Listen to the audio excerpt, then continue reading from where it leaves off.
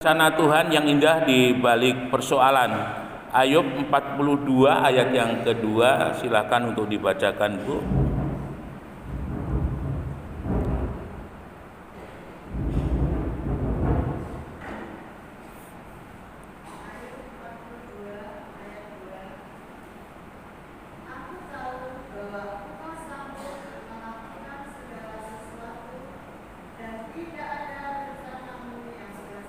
Ya, terima kasih. Dalam terjemahan firman Allah yang hidup, di sana dikatakan, aku tahu bahwa engkau sanggup melakukan segala sesuatu dan tidak seorang pun dapat menggagalkan rencanamu. Bapak Ibu Saudara yang dikasihi oleh Tuhan, di dalam kehidupan kita harus sadar bahwa hidup kita ini adalah hidup di dalam rencananya Tuhan, hidup di dalam rancangannya Tuhan. Dan dalam Yeremia 28 dengan jelas dikatakan ayat yang ke-11 bahwa aku ini mengetahui segala rancangan apa yang ada padaku, segala rancangan apa tentang kehidupan kita yang ada pada Tuhan, bukan rancangan kecelakaan tetapi rancangan damai sejahtera yang membawa kepada masa depan yang penuh pengharapan. Dan kita juga harus sadar, seperti halnya bangsa Israel ketika keluar dari Mesir, Tuhan tidak serta-merta membawa lebih kurang 2 juta orang itu berjalan tanpa ada masalah, tanpa ada persoalan masuk di dalam tanah perjanjian. Tetapi Tuhan izinkan mereka mengalami banyak masalah, banyak persoalan. Tetapi di sisi yang lain kita harus sadar bahwa antara berkat dan masalahnya itu lebih banyak berkatnya, ya. Antara pertolongan dan masalah itu lebih banyak pertolongannya. Kalau kita mau tahu, ketika bangsa Israel menghadapi setiap masalah dan persoalan, sebenarnya Tuhan sudah menyediakan jawaban dari masalah dan persoalan itu, ya. Jadi intinya bangsa Israel hanya melewati aja setiap masalah dan persoalan itu, jawabannya sudah disediakan oleh Tuhan. Dan yang kita tahu sebenarnya dalam setiap masalah dan persoalan yang terjadi dalam hidup ini, Tuhan mau memberikan surprise dalam kehidupan kita. Tuhan mau menyatakan sesuatu yang selama ini tidak kita kenal tentang Tuhan. Tuhan mau kita mengetahui sesuatu yang tidak kita mengerti tentang Tuhan. Bagaimana kuasanya yang tidak terbatas, kasihnya yang ada dalam situasi dan kondisi, itu yang mau Tuhan nyatakan dalam kehidupan kita. Saudara-saudara yang dikasihi oleh Tuhan, kita ingat beberapa peristiwa dalam firman Allah, bagaimana Tuhan tidak menjawab di satu masalah, tetapi itu Tuhan jadikan dengan menunjukkan dirinya yang lain, yang lebih luar biasa lagi, seperti yang dialami oleh Marta, Maria, dan Lazarus. Ketika Tuhan Yesus dekat dengan kota daripada Marta, Lazarus, kemudian ada orang yang memberitahu kepada Tuhan Yesus, "Guru, cepat-cepat pergi ke Betania karena Lazarus sakit, Lazarus sahabatmu itu sedang sakit." Tetapi justru yang Tuhan katakan kepada muridnya, biarlah kita berada di tempat ini selama beberapa saat. Baru kemudian setelah beberapa saat Tuhan Yesus langsung pergi, dan ketika sampai di Betania ternyata Lazarus sudah mati. Nah, ketika Tuhan datang, semua orang menyalahkan Tuhan, termasuk Marta dan Maria. Mereka menyalahkan Tuhan. Mereka katakan, "Guru, seandainya engkau ada pada waktu Lazarus sakit, maka Lazarus tidak akan mati." Tetapi Tuhan tidak banyak bicara. Tuhan hanya katakan, "Antar aku pergi ke kubur." Bapak Ibu yang dikasihi oleh Tuhan, orang tidak tahu mengapa Tuhan membiarkan Lazarus mati. Orang tidak tahu mengapa Tuhan waktu Lazarus sakit, Tuhan tidak hadir di sana. Ternyata ada sesuatu yang luar biasa yang selama ini orang belum tahu tentang Tuhan, ya. Akhirnya ketika tiba di kuburan daripada Lazarus yang sudah 4 hari, artinya itu adalah sudah kondisi jenazahnya itu sudah mulai membusuk, dan secara manusiawi itu benar-benar Lazarus itu mati. Nah, kita lihat bagaimana firman Tuhan menulis Ketika ada di depan kubur daripada Lazarus, Tuhan katakan, buka kuburnya, buka pintu kuburnya dengan menggulingkan batu. Dan setelah batu digulingkan, Tuhan berteriak dari luar, Lazarus, Lazarus, bangkit dan keluarlah. Bapak Ibu Saudara yang dikasihi oleh Tuhan, dan Lazarus masih diselimuti dengan kain kafan yang menyelimuti dia. Lazarus keluar, dan semua orang terkejut dengan apa yang dilakukan oleh Tuhan, karena selama ini mereka hanya melihat Tuhan sebagai penyembuh, ya, orang yang sakit. Tetapi kali ini mereka melihat Yesus yang berkuasa atas mati dan hidup daripada seseorang. Nah, ini yang akan Tuhan nyatakan ketika kita menghadapi masalah dan persoalan yang terjadi dalam hidup ini. Jadi yakinlah, ketika ada masalah dan persoalan, yakinlah dan percayalah bahwa Tuhan sudah menyediakan jawabannya. Kemudian contoh yang berikut adalah 5 roti dan 2 ikan. Ketika Tuhan Yesus ada di satu bukit, ya, kalau saya pernah berkunjung ke sana itu ada satu tempat tuh namanya Tabga. Tempatnya itu sejuk, ya. Jadi di sana itu yang namanya bunga mawar itu ada, kalau tidak salah konon itu warnanya itu banyak, lebih daripada 12 macam, ya. Ada yang warnanya biru-biru tua gitu, lalu seperti merah-merah darah begitu. Warnanya cantik sekali di Tabga itu. Nah, ketika Tuhan Yesus sedang mengajar, mulai pagi rupanya, ya. Lalu kemudian ketika hari sudah menjelang mau sore begitu atau mau gelap kira-kira, karena pada masa yang lampau itu perhitungan jam itu dimulai jam 5 sore. Jadi rupanya itu sudah waktunya sudah mulai gelap. Lalu kemudian Tuhan melihat orang-orang masih begitu antusias mendengar, tetapi rupanya Tuhan juga melihat fisik mereka sudah mulai lemah dan butuh asupan makan. Tuhan bertanya kepada murid-muridnya, adakah roti untuk dibagikan? Mereka langsung menjawab, Tuhan, jikapun ada, itu tidak akan mencukupi untuk memberi makan orang sebanyak ini.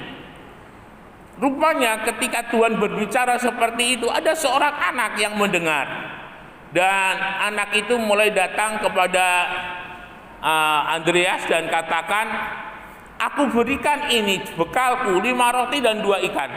Dan Andreas berpikir dalam hatinya, untuk apa 5 roti dan 2 ikan ini?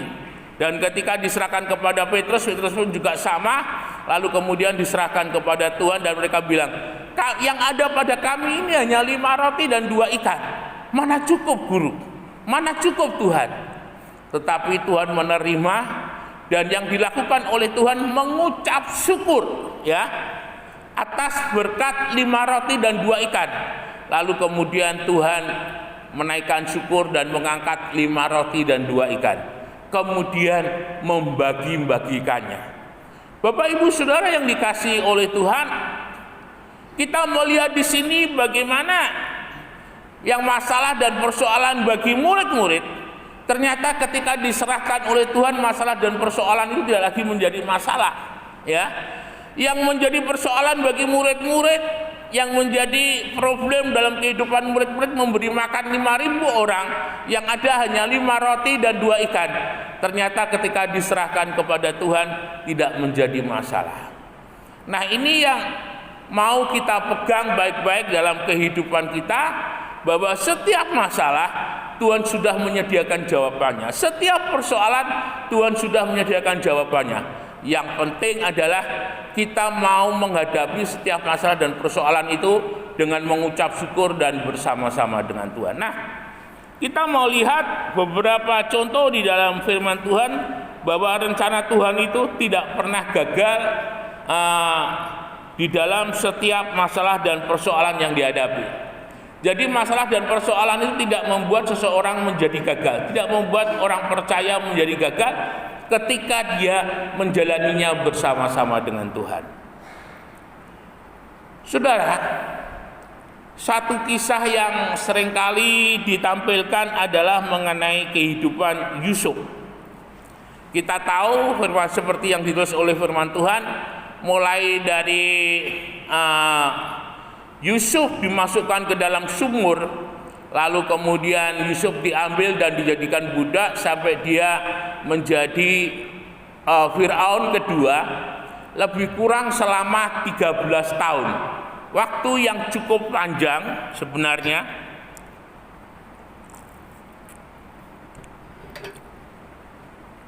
Tetapi itu tergantung bagaimana kita menghadapinya. Sebuah masalah, setiap persoalan itu akan menjadi panjang, meskipun kalau boleh dilihat secara waktu itu pendek ketika kita tidak mengucap syukur. Tetapi masalah dan persoalan yang panjang itu tidak akan menjadi masalah ketika kita mengucap syukur. Nah, dalam kehidupan daripada Yusuf, ketika dia mempunyai mimpi atau visi yang ditanam oleh Tuhan dalam kehidupannya, Yusuf tahu itu adalah masa depannya. Jadi setiap kehidupan kita mengenai masa depan kita, sebenarnya kita sudah tahu. Paling tidak yang kita tahu adalah hidup kita ketika bersama dengan Tuhan ada di dalam satu rancangan yang namanya rancangan damai sejahtera, bukan kecelakaan. Meskipun kita melihatnya itu sebagai masalah, menghadapi sebagai persoalan, dan semuanya itu akan membawa kepada masa depan yang penuh pengharapan. Saudara yang dikasihi oleh Tuhan, kalau kita mau mencermati di dalam kehidupan daripada Yusuf, ketika dia menjadi budak, lalu kemudian dia dijual di pasar budak dan dibeli oleh Potifar, ada sebuah proses yang panjang yang dialami oleh Yusuf. Firman Tuhan tidak menulis berapa lama Yusuf di rumah Potifar, berapa lama dia di penjara dan sampai dia diangkat menjadi Firaun yang kedua. Tetapi itu lebih kurang ditulis oleh kitab itu selama 13 tahun. Artinya ketika Yusuf berada di rumah Potifar, tidak serta-merta dia ada di dalam posisi yang bagus. Dia memulainya dari bawah, dia memulainya dari nol. Tetapi kita lihat di sana dikatakan oleh firman Tuhan, Tuhan menyertai apa yang menyertai Yusuf. Karena Tuhan menyertai apa saja yang dikerjakan oleh Yusuf itu berhasil. Dengan kata lain, Allah turut bekerja untuk mendatangkan kebaikan bagi setiap mereka yang mengasihi Dia. Kebaikan dalam segala hal. Nah, ini yang terjadi dalam kehidupan Yusuf. Yusuf selalu menjaga hidupnya ada di dalam hadiratnya Tuhan, ya, bukan di dalam kehadirannya Tuhan, tetapi di dalam hadiratnya Tuhan, face to face. Hatinya Tuhan bertemu dengan hati kita, sepakat hatinya Tuhan dengan hati kita, sepakat dan kita mau melakukannya. Dan itu yang terjadi dalam kehidupan daripada Yusuf. Hari-hari dia jalani di dalam kehidupan Potifar. Dan kita boleh melihat dari posisi yang paling rendah sampai kepada posisi yang paling tinggi. Firman Tuhan katakan Potifar menyerahkan urusan rumah tangganya sepenuhnya kepada Yusuf. Artinya Yusuf sedang mengalami dalam posisi yang bagus, dalam posisi yang enak, meskipun itu bukan masa depannya, ya. Kemudian di sana Yusuf mulai digoda oleh istri daripada Potifar. Mungkin diiming-imingi dengan berbagai macam hal. Jadi setiap kenaikan level dalam kehidupan kita, ketika Tuhan memberkati pekerjaan kita, memberkati kedudukan kita, ingat baik-baik bahwa di sana selalu ada pihak-pihak yang tidak senang, yaitu iblis. Dia akan selalu berusaha memakai banyak tipu dayanya untuk menjerat dan menjatuhkan dalam kehidupan kita. Akhirnya Yusuf difitnah oleh istri Potifar dan dia dimasukkan dalam penjara. Mulai lagi dari bawah. Tetapi dalam penjara, ketika kepala penjara melihat Yusuf disertai oleh Tuhan, dia menyerahkan segala urusan napi yang ada dalam penjara itu kepada Yusuf. Kita melihat Yusuf dibawa oleh Tuhan untuk memimpin satu keluarga, untuk memimpin satu lembaga pemasyarakatan. Jumlahnya jelas lebih banyak yang ada di lembaga pemasyarakatan. Dan itu semuanya Tuhan lakukan untuk mempersiapkan kehidupan daripada Yusuf menjadi raja kedua yang ada di Mesir. Ya, kita tidak akan tahu bagaimana proses Tuhan yang terjadi dalam kehidupan Yusuf. kalau peristiwa ini tidak ditulis. Tapi kita boleh belajar setelah kita tahu bagaimana Tuhan menyertai dalam kehidupan Yusuf dari level ke level, step by step. Dan ingat baik-baik, setiap kenaikan itu selalu ada sesuatu hal yang terjadi dalam kehidupan kita. Hati-hati bagaimana ketika kita menggunakan berkat Tuhan, hati-hati, saya katakan jangan gunakan berkat itu menabur angin, untuk menabur angin, ya. Siapa yang menabur angin dia akan menuai badai. Jangan menggunakan berkat Tuhan untuk sesuatu yang sia-sia. Yang kalau kita tabur sesuatu yang sia-sia, nuainya juga sia-sia. Tetapi kalau yang kita tabur baik, maka kita pun juga akan menuai yang baik, ya. Jadi setiap kenaikan level dalam kehidupan kita, jaga hati, jaga diri, tetap konsisten di dalam hadiratnya Tuhan. Maka Tuhan akan menambahi kita dengan level yang lebih tinggi. Sampai pada akhirnya Yusuf dipanggil oleh Firaun untuk mengartikan mimpinya dan dia diangkat menjadi orang kedua di Mesir. Ada sebuah proses, ya. Jika hari ini saudara mengalami proses, jalani bersama dengan Tuhan, ucapkanlah syukur dan selalu ada di dalam hadiratnya Tuhan. Karena proses itu akan membawa saudara naik. Kemudian yang berikut, kita mau melihat kehidupan daripada Naomi, ya. Dikisahkan di dalam kitab Rut, Naomi itu berasal dari Bethlehem. Dan pada waktu itu terjadi kekeringan di Bethlehem. Yang dilakukan oleh Naomi bersama Elimelek dan dua anaknya, mereka pergi ke Moab dengan harapan di Moab hidup mereka lebih baik. Nah, saudara yang dikasihi oleh Tuhan, apakah Moab itu rencananya Tuhan? Bukan. Moab bukan rencananya Tuhan. Karena Moab adalah satu kota, satu tempat yang Tuhan tidak suka, ya.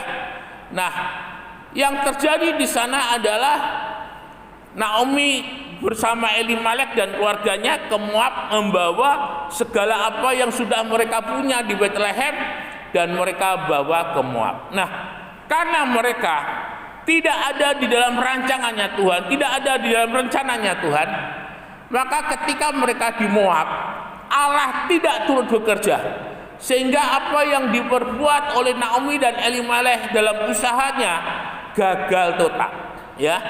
Tidak ada yang berhasil, semuanya gagal. Tidak hanya membuat Elimelek stres kemudian mati, kemudian kedua anaknya pun juga mati. Sampai akhirnya Naomi sudah tidak punya apa-apa lagi di Moab dan dia mau balik ke Bethlehem. Bapak Ibu Saudara yang dikasihi oleh Tuhan, dalam kehidupan kita sebagai orang percaya, iman itu adalah sesuatu hal yang ada di dalam hati, ya. Iman itu ada sesuatu hal yang ada di dalam hati. Ketika kita percaya kepada Tuhan, itu dimulai dari dalam hati. Nah, ketika Naomi meninggalkan Moab, dia sedang menjauhkan hatinya Tuhan dengan hatinya. Dia sedang membuat imannya menjauh daripada Tuhan. Dan apa yang terjadi? Oleh karena Naomi tidak mempunyai iman kepada Tuhan dalam arti dia meninggalkan Bethlehem, artinya dia tidak percaya kepada Tuhan bahwa Bethlehem akan diberkati, akan dilimpahi oleh Tuhan, dia pergi ke Moab. Nah, ketika di Moab, Naomi jauh daripada Tuhan, sehingga tidak ada penyertaan Tuhan yang membuat di dalam setiap usahanya itu menjadi gagal. Saudara yang dikasihi oleh Tuhan, ketika Naomi sudah gagal, Naomi kembali ke Bethlehem dan orang-orang di Bethlehem menyambut, "Selamat datang Naomi." Naomi katakan, "Jangan panggil aku Naomi, panggil aku Mara, karena Tuhan sudah menimpakan yang baik kepadaku." Nah, ketika di Bethlehem, Rut ikut dengan Naomi dan melalui Rut, Naomi kehidupannya dipulihkan oleh Tuhan. Saudara yang dikasihi oleh Tuhan, jaga iman saudara, jaga hati saudara. Ketika ada masalah dan persoalan, percaya Tuhan pasti tolong. Ketika menghadapi situasi dan kondisi yang ada, percayalah dan mintalah kepada Tuhan. Tuhan, aku percaya Tuhan akan memberkati usahaku. Aku percaya Tuhan akan memberkati pekerjaanku. Jika Tuhan sudah memberkati Ishak di Gerar di musim kering, dengan panen 100 kali lipat, maka Tuhan juga akan memberkati di dalam kehidupanku seperti halnya Tuhan memberkati Ishak. Kita tidak salah meniru doa apa yang ada di dalam firman Allah, karena firman Allah itu sebenarnya adalah sumber inspirasi di dalam kehidupan kita. Kalau dalam Mazmur mengatakan yang kesukaannya ialah Taurat Tuhan dan yang merenungkan firman itu siang dan malam, maka apa saja yang diperbuatnya, apa saja yang dikerjakannya berhasil. Merenungkan itu adalah selalu dalam kehidupan Alkitab, firman Allah itu selalu menjadi inspirasi di dalam kehidupannya, menjadi tuntunan di dalam kehidupannya. Ini yang harus kita perhatikan dengan baik-baik. Saudara tidak akan menjadi lemah ketika firman Allah itu yang menjadi inspirasi, yang menjadi tuntunan dalam hidup saudara.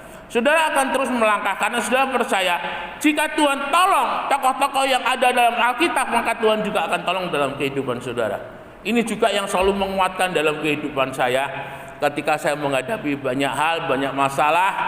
Saya percaya bahwa Tuhan sanggup untuk menolong dan melepaskan semuanya.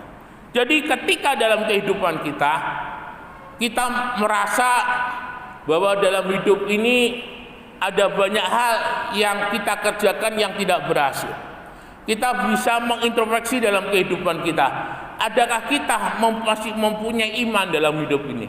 Adakah kita masih mempercayai Tuhan dalam hidup ini? Jika saudara sudah mulai tidak mempercayai Tuhan, sudah tidak beriman kepada Tuhan, kembali cari itu hadirat Tuhan, dapatkan itu hadirat Tuhan, dan itu yang akan membuat kita kuat dan yang membuat kita boleh melihat bagaimana mujizat dan pertolongan Tuhan itu dinyatakan dalam hidup ini. Kiranya apa yang sudah kita boleh perhatikan pagi hari ini lewat kehidupan daripada Yusuf dan Naomi boleh memberikan pelajaran dalam kehidupan kita. Ya, apapun yang terjadi dalam hidup ini, rencana Tuhan tidak pernah gagal. Saudara harus mengimani dan harus mempercayai rencana Tuhan untuk saya adalah rencana masa depan yang penuh dengan pengharapan. Rancangan masa depan yang gemilang, rancangan masa depan yang penuh dengan keberhasilan. Ini sudah menjadi takdir kita sebagai orang percaya. Ya, milikilah iman, selalu ada di dalam hadiratnya Tuhan, dan jangan sampai kita keluar dari firman. Maka masa depan yang penuh pengharapan itu akan menjadi milik di dalam kehidupan kita. Immanuel, Tuhan Yesus memberkati setiap kehidupan kita, beri kemuliaan bagi nama Tuhan. Mari kita sama-sama bangkit